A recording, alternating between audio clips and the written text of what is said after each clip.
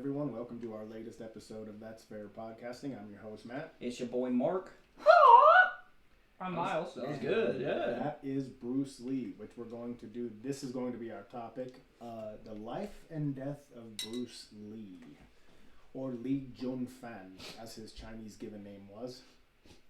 And I can do a wicked Bruce Lee impersonation of talking. Yeah. In Enter the Dragon, here's him. He goes, "Guns. Now why does someone pull a 45 and bang? Settle it." That was fucking. I felt like he was here. No, I'm telling you. I used to have his shit down too. He goes, "Try emotional content, not anger." He goes, "And be water, my friend." All right, hit him with the 1,000 kicks to 1 kick. I know that's another famous quote. You should know it. I'm not. Oh yeah. He goes, I do not fear the man who practices 10,000 kicks one time, but I fear the man who practices 1 kick 10,000 times. Mm-hmm. That's one of my favorite fucking quotes, hands down. Yep. He was a very good philosopher. He's a philosophizer. See, Mark can't be water because he'd evaporate. Ooh, he's fucking dense. Because that's what he says. Fucking hot. He goes, water. That's how he says it too. He goes, when you pour water into a cup, it becomes the cup. When you pour it into a teapot, it becomes the teapot. Now water can flow, bend, or crash. Be water, my friend. So yeah.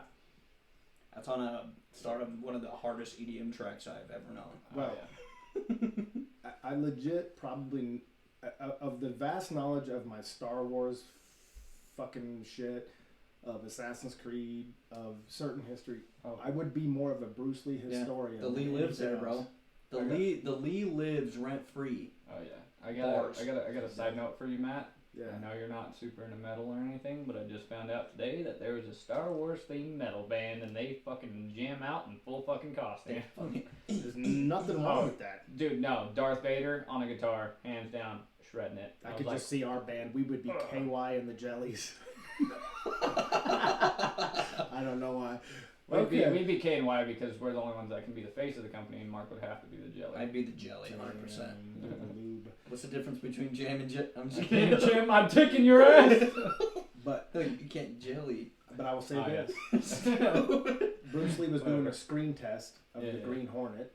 Oh yeah, dude. In 1964, and I would quote him verbatim. He goes, "My last name is Lee, Bruce Lee. I was born in San Francisco, 1940. I'm 24 right now."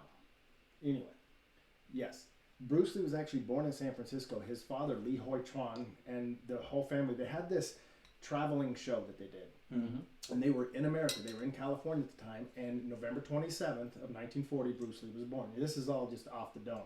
This is off the dome, you guys. It really is. It's pathetic. But Bruce Lee was born. Now, he's naturally an American citizen because he's born on U.S. soil. Yeah. Even though his family weren't. And they were only allowed temporary for their whatever show that they were doing. Jesus. He was. And in 1959, when Bruce Lee was about the age of, or 58 or 59, could be 17, 18, or 19 years old, he would get into street fights. He was learning from probably the greatest master in the history of China. Go ahead. Who is it? Ip Man.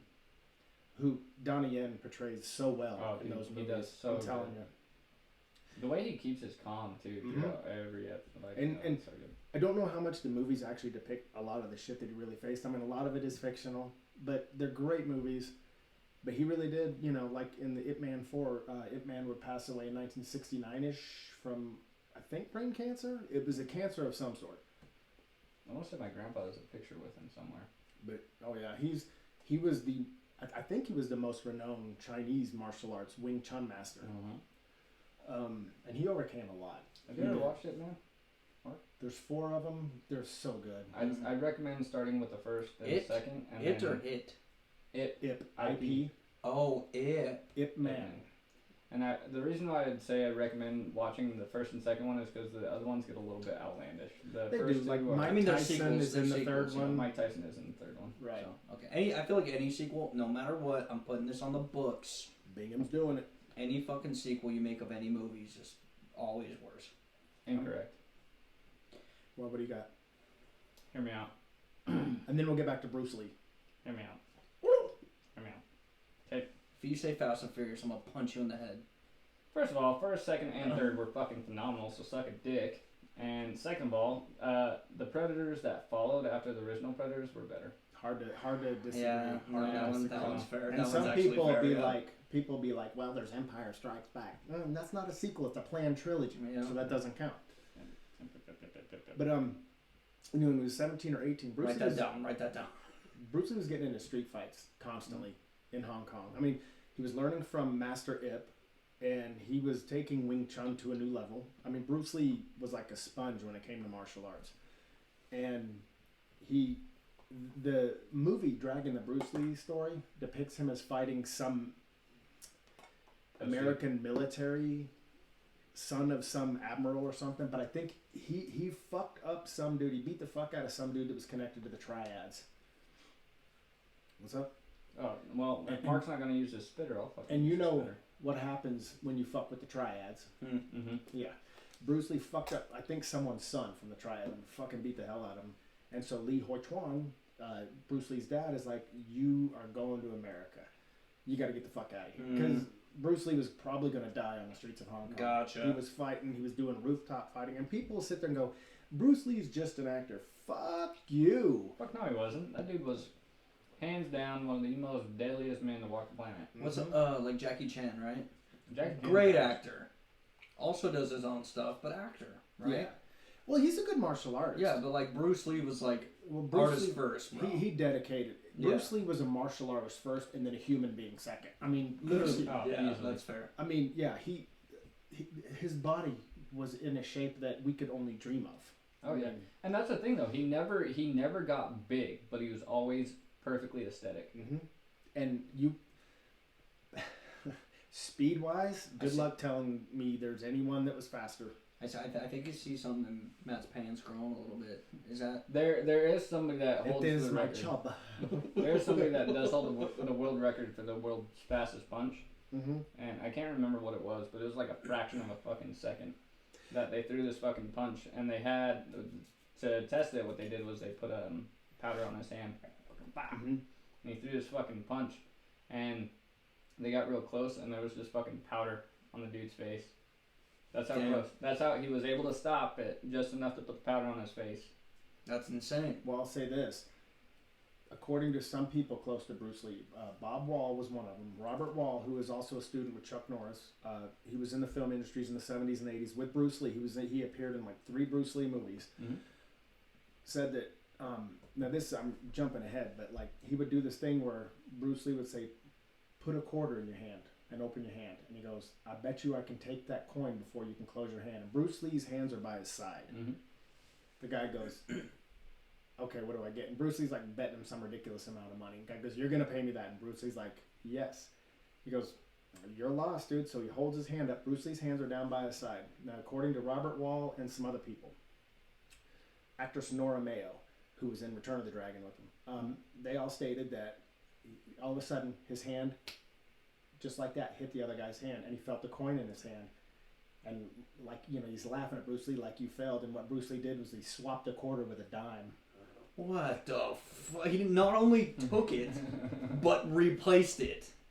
Well, like, okay, I know. Okay. That's eyewitness testimony. Take it with a grain of salt. I know you're not a huge fan of Michael J. White. Oh, I love Michael J. White. Who the fuck is it that I know that does not like Michael J. White? I don't know. But I like Michael J. White. Oh, he's a fucking beast. Yeah, my favorite fucking video of him ever is him fucking with Kimbo Slice.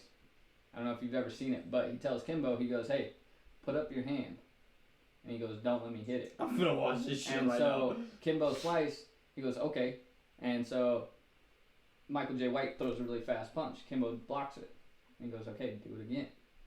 And he fucking throws the punch, and he moves his hand out of the way. He goes, all right, now this time, watch my speed. And he just moves his hand up like that and punches his hand. And he's like, it's all about telegraphing. You're Oh, waiting. yeah. He's like, it's all about telegraphing. And he goes, you're watching for the movement. He goes, but you're over anticipating it. And he literally just leans out and taps. He literally just goes like this. Oh no, Michael J. White. I love that guy. Oh yeah. I mean, I might have been me because I used to not like him, but I've learned to just totally fucking love that guy. I gotta say, I love him. I love a lot of the movies he's in, but I think it sucks that he always ends up in a B-list movie. Yeah. Well, Thank you. I mean, thank you. He truly does. Like, well, I mean, it's because, like, let's be honest. Like, Jean-Claude Van Damme. Never Back Down 2. Great martial arts. Who? Never Back Down 2? Dude, terrible movie. Well, the first one's phenomenal. And the third one was terrible, too. I didn't even know they made that. Why would they make a third one after that abomination of a second one? The third one focuses on Michael J. White coming back. But Jean-Claude Van Damme, great martial arts. Oh, yeah. Mm-hmm. And he, late 80s through the mid-90s reigned supreme, man. And, I mean, that was when those other guys were coming. And at that time, Fat Fuck Seagal was also, like... Ranch. I hate Steven Seagal. What a fat fuck. Anyway, fucking Widow's Peak points to douchebag. But, anyway, so Bruce Lee, finally, here we go again. Bruce Lee shipped off to America, where he instantly takes work at his aunt's restaurant, Chow something, anyway, in Seattle, Washington. But he goes and that's like their last name, Chow, I think. But anyway, not the point. Anyways, he enrolls in the University of Washington. Fun fact, I guess if you want to call it a fun fact. He went to the same university as Ted Bundy at the same time. Oh, what? Really? The fuck? Yeah. No way. Yeah. Wild. Could you imagine if they encountered each other? Oh, dude, that would have ended long ago. There never would have been a woman losing her life, I guarantee you. He's like, he comes up to him, you harm women, I'm going to turn you into water, my friend. Ted Bundy goes, I don't want anything, I love pornography. And Bruce is like, I don't understand. No, they did that. I think it was 1 year, at one point in the year, because by the time... That's some crazy shit. Yeah, it's weird. It's really weird how certain things are like that, you know what I mean? But anyway, Bruce Lee goes on, and I think he gets a degree in philosophy, which is not a surprise. Yeah. But in the meantime, to make ends meet, he starts teaching martial arts, and that's where he meets Linda Lee Emery in Seattle, Washington, his future wife. And they go on a date, and yada, yada, yada. Well... Fast forward to 1964, she's about 7 months pregnant with Brandon Lee. R.I.P. Yep. Love you, Brandon.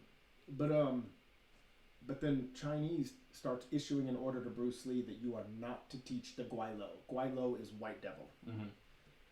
We order you not to teach the Guai-Lo, and Bruce Lee goes, or what? And then they go, we will settle this by fighting. So bring your best. They get this guy from China named Wang Jack Man. He's a Shaolin monk from one of the temples. Fuck. Yeah. And there's a movie called Talk about some sponges though, for real. All those guys know, all those monks know is martial arts and fucking Buddhist. Yeah, well, the Shaolin monks are the real fucking They don't even eat, bro. They just know whoop ass and air. Oh yeah, you don't fuck with the Shaolin monks. Just like Bruce Lee said, you have offended my family. And you've offended a Shaolin temple. Anyway, that's neither here nor there. Continue. They issue the fight. Okay, and there's a movie called Birth of the Dragon. Yep. Fairly recent, based on this whole thing. There are conflicting reports, but Linda said she watched the fight from start to finish. Bruce Lee was solely using Wing Chun, because at that time, that's all he was teaching in his Zhongfan Kung Fu institutes. Because that's really all he learned from Ip Man, and at that time. The fight went toe-to-toe, they said, for about 2 minutes, and it was exhausting both fighters.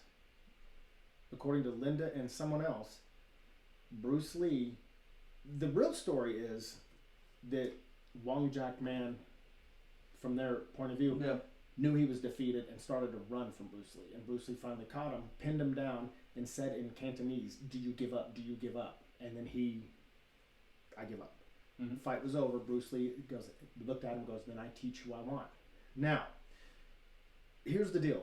People are like, no, Wang Jack Man actually beat Bruce Lee's ass. Well, then how is he still training the Guai-Lo after that fight?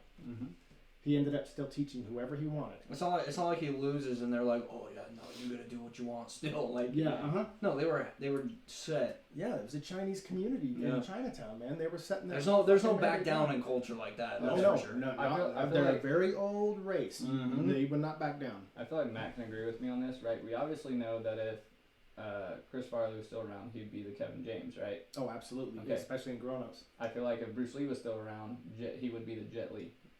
Okay, he would be the one in Expendables. He'd be the one taking the Juggables, in my opinion. Oh no, you're right. Yeah, you're absolutely right. I mean, especially like, no offense, the older that he got too, it's like, Why not? No, I mean, they said that at 50 he would have been faster than he was when he died at 32. Yeah. I mean, so it was his dedication, though. And he happened to also hang out with my favorite Hollywood star, that Sharon Tate. That's my only way to... Shit! No, he taught her... shout out Sharon for Matt. Yeah, rest in peace to Sharon Tate. He taught her martial arts, though, for the Wrecking Crew. Private lessons. Her and Dean Martin. Private lessons. I'm telling you, it was the 60s. Free love. Yeah. I'm just saying. Love was free. I teach you how to be water. You let me taste yours. Wow. That's probably the worst thing I've ever heard you say. But could you blame him? No. Anyway, and he finally got the role of the Green Hornet because he did a Long Island martial arts demonstration. In Dragging the Bruce Lee story, Hollywood kind of got a hold of it. Yeah. And he fought, but he did not fight Wong Jack Man again in a ring. Wong Jack Man just silently went back to China after, from what they said. What else is he gonna do? That's his life. They brought in the best Shaolin monk to take down a local, and Bruce Lee sent him packing. I mean, that's right there. That says everything. Yeah, right there. But that's got to tell you how good and how thorough of a teacher Ip Man was. Oh, absolutely. Yeah. Ip Man, God, could you just to be able to have met him. Just to learn anything from him would have been amazing. Just to hear a few fucking words of wisdom, bro. Like, and some good ass wisdom, bro. My thing is, a lot of people nowadays are like, "Oh, Wing Chun would never hold up to fucking like Brazilian Jiu-Jitsu or anything like that." Well, not a lot would. Just stand up. Just stand up. Just stand up. But like, no, what I'm saying though is like, if you were even to put Bruce Lee in a kickboxing match. In today's top competitors within his weight class, he fucking won. Well, that's my personal opinion. A lot of people say that. All the MMA fighters say that. Like, that's. I mean, what other comparison is there? Conor McGregor said, he goes, "The man is fluid." He goes, "He would reign supreme." He just goes on. That shit's not fucking fair, bro. No, I mean, you compare anybody. Here's the deal. Here's the deal. After that fight, though, Bruce Lee, you would have thought he lost. He was drained. He was mentally exhausted, and he was so upset with his own ability to learn to execute Wing Chun properly. He won with Wing Chun against Shaolin boxing, but he was so distraught. That's when he turned to perfecting his body. He started pouring every bit of knowledge into everything from American wrestling, fencing, to all martial arts. And he learned Taekwondo, he learned Judo, he learned Hapkido, Tang Soo Do. He learned everything to make it one style called Jeet Kune Do. Go ahead. So this is my thought, right? So everybody hated on Khabib, right? Khabib, yeah. Yeah, because they said that his, like, you're just going to wrestle in the UFC type shit, right? Mm-hmm. I think personally, like, the matter that people hated him so much is because he was fucking good. Overall, he was just good. Well, he beat Conor's well-rounded, ass and pissed people off. Like, people are never so well-rounded before. That was, like, the first, I can genuinely say one of the first well-rounded people we've seen in generations, bro. Yeah, without a doubt. And same with Volkanovski, in my opinion. Volkanovski. And Mighty Mouse. I can't remember. Demetrius Johnson. Undefeated. He never got the fucking praise, and no offense, I love Conor, but the whole reason Demetrius Johnson got fucking foreshadowed was because of McGregor. Yeah, but you gotta understand it's an entertainment thing. Yeah. But Demetrius Johnson, hands down, one of the most fundamental fighters I've ever watched. But that's the thing, if like you're saying, if he went out and did that and perfected everything in every way, how is this even comparable? No, I know what you're saying. You know what I mean? They will tell you that he is the father of mixed martial arts. Some people think it's Judo Gene LaBelle, who knew a few martial arts. Judo Gene LaBelle, if he gets a hold of you, you're fucked. Fucking fencing, bro? Oh no, but Bruce Lee. The fuck? He stripped essentials from fencing. Yeah. Used that as a certain postures and stances. Psychology, bro. What'd you say you studied? Philosophy. Philosophy. Yeah. He wrote his own book, The Tao of Jeet Kune Do. Like, dude, I don't know why I just found this out. I don't even remember who told me, right? But I think it might have been like Myles or somebody, honestly. But like you burn like so many fucking calories, like the people who played chess, okay? Because your mind burns the most energy than anything else. That's so when you burn calories in your sleep. Yeah, like when you're just that smart. But he was a savant with the talent that he had too. It's like, you know how there are musical savants. It's believed he was a martial arts savant. I mean, Jun Rhee, one of the few founders of Taekwondo, because Taekwondo is not that old of a martial art, said he goes, I met Bruce Lee. Bruce Lee and I, because, Korean is Yeah. Taekwondo. He goes, I met Bruce Lee. I wanted to learn as much as I could from him. He goes, so in exchange, Bruce Lee would teach me his variant of Jeet Kune Do, because he wanted to learn Taekwondo to bring in Taekwondo into his own form. Mm-hmm. Well, he goes, so we work out together. He goes, after 2 weeks, Bruce Lee learned all he could. I barely learned the first few steps, and that was it. It was over for me. Yeah, that's wild. Like that dude is a serious sponge too, man. Like he understood everything perfectly. I have a question for you guys. If you guys were in those shoes, not even like, I can't even say Bruce Lee's shoes because that's not fair, right? But if you were in the shoes where you just knew a lot in every sense like that, would you guys find it annoying if people were like, oh, I want to fight you, or like, I want to do this, or like that? He faced that. Yeah.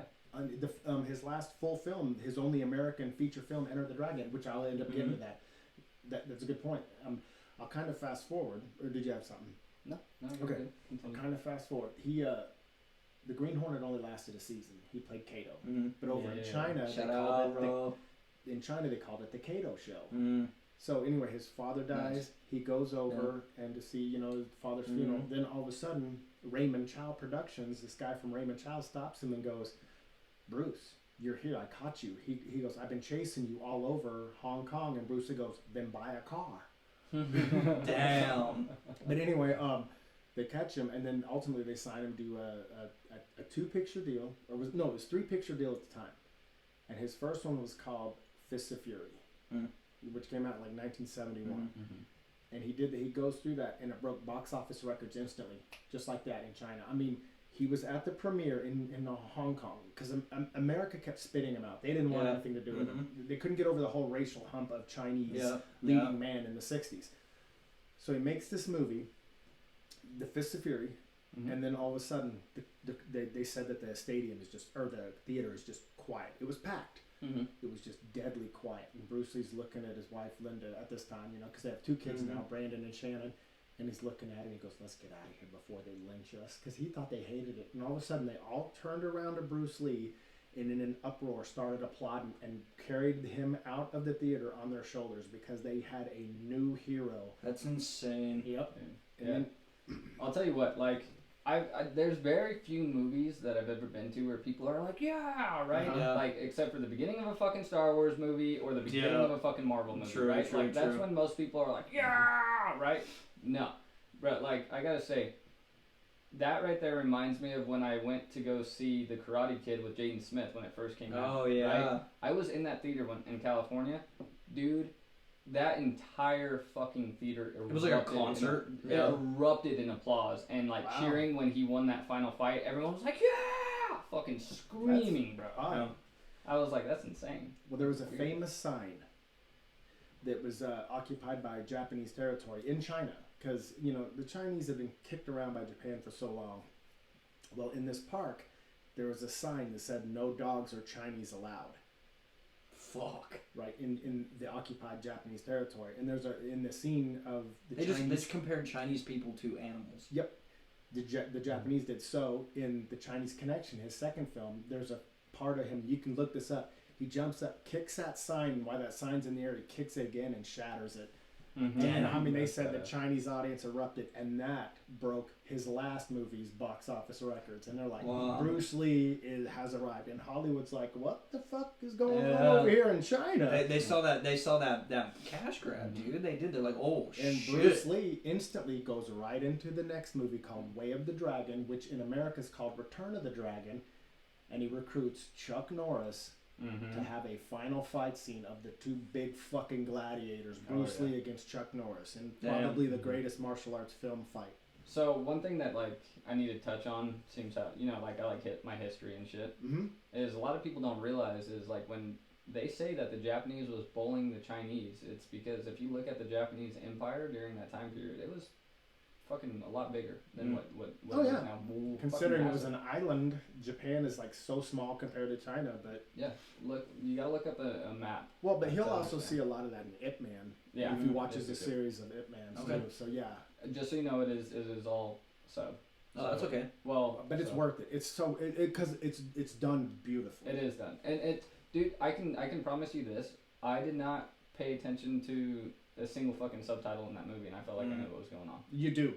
I mean, Like, you don't literally have to read everything to know what's going on. Yeah, it's like, amazing. If you watch it and pay attention and not be on your fucking phone and not be fucking seeing what your girl's doing or it's what just the a fuck great story. Like, I'm being genuine here. No, like, I know. you'll be able to start watching the movie and not having to read the subtitles. And you will thoroughly enjoy it. And it's almost like you can understand everything that they're saying. Well, it's crazy. But his students, some of his famous students, there was a guy named James Coburn, there was an actor named Steve McQueen, a basketball player named Kareem Abdul-Jabbar. These were all his students. Abdul-Jabbar. And he would appear in Bruce Lee's final unfinished film, Game of Death. Kareem would. But anyway, Way of the Dragon was his first. He directed it. He wrote it. He had everything. Bruce Lee did everything for that movie, even played the instruments for the fucking movie's music. Damn. He did everything. And so Way of the Dragon, and it's of the three of his first films, Way of the Dragon has the best production quality, and it's made the best because it's his vision. When you watch that movie, Way of the Dragon, it's his vision from start to finish, and it's really good. And then Hollywood's like, okay, fuck this. Where we at? Where we at for this? Yeah. And they're like, hey, all of a sudden now we want you. Now he co-wrote a series called Kung Fu. Just called Kung Fu, about this Chinese man who was in the Old West. And all of a sudden, who best to play a Chinese leading role but a white guy named David Carradine? After Bruce Lee wrote it, he didn't even get the fucking part. So, wow. Oh, fucking course. So he's like, America. He's like, fuck you, Hollywood. And Chuck Norris was the one that told him, he goes, look, Bruce, go to China, make these movies, and they're gonna notice you. You've got to trust me. And he did. He trusted Chuck Norris, and guess what happened? And then so Hollywood comes calling, and they go, it's a feature film with everything, all the Hollywood trimmings you can imagine, called Enter the Dragon. And it might be the greatest martial arts. It's dubbed the best martial arts film of all time. It's him really talking. There's no dubbing or anything. And his martial arts in it is, well, let's put it this way. They said, Bruce, can you slow this kick down? You're going too fast for the camera frame.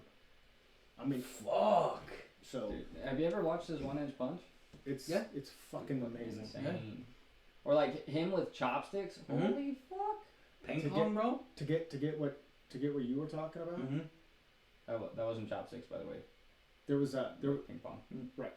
No, it was nunchucks. Yeah. Yeah. But I'm just saying, like the way. Yeah. But I think that was staged. I don't think that was really him. I think that they said that it was just one of those things, but I could be wrong. I don't know. Can't put it past him. Yeah. All the feats that he's had. Hang on one sec, if y'all will continue. It's saying that my MacBook will sleep battery. soon unless you plug in, but I've got it plugged in right here. Check your wall. No, we're not plugged in. Oh, okay. Thank you. Nice. All right. But anyway, I just want to get back to what you were talking about. There was an extra on the set. Thank you.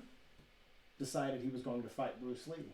Oh, And dude, now- they made that into a movie, and Yeah. they redid it with Brad Pitt. Hey, yeah. Oh no, this was a different one. That he Okay. played Gene LaBelle. That was when he was on the set of the Green Hornet. Okay. Okay. This is Enter the Dragon. There was a very, very talented Chinese martial artist who felt he could go toe to toe with Bruce Lee. John Saxon, his co-star, said he was there the whole time. Bruce Lee was not in a mood. He said, "No, just let's not do this today." He fought almost every day on the set of that movie. Oh shit, we're running out of time. Okay. Anyway, long story short, they go toe to toe for about a minute, and they said he knocked Bruce Lee down. Bruce Lee's eyes twitched. He got up, and for the next 45 seconds, beat the guy into submission. Bruce Lee just ended him. Anyway, He probably after a long days of work, probably let him have some shit. And yeah. Well, maybe. Yeah, I don't know. Well, think about it, right? If you've been busting your ass all fucking day, do you really want to get into a fight at the end of the day? But he Yeah, that's true. mysteriously died July 20th of 1973 from cerebral edema because he was hyperallergic to an aspirin that was prescribed to an actress, Betty Ching something. But anyway, that's the mystery surrounding his death. I didn't quite get to his death, but it's better just to talk about him living. Yeah. So Remember the life. Yes, to sir. me, he Muhammad Ali. Those two are my idols. So See, one thing I can say about people like Bruce Lee, it's true what they say, and Muhammad Ali and them all, they don't die. No. And if they do, they say what? Only the good die young. So legends never die. All right, guys, we will roll into our next topic. I want to thank you for letting me lead this one. I'll let you lead into the Off the Dome next topic, brothers. And once again, I am outro. Bye. Goodbye.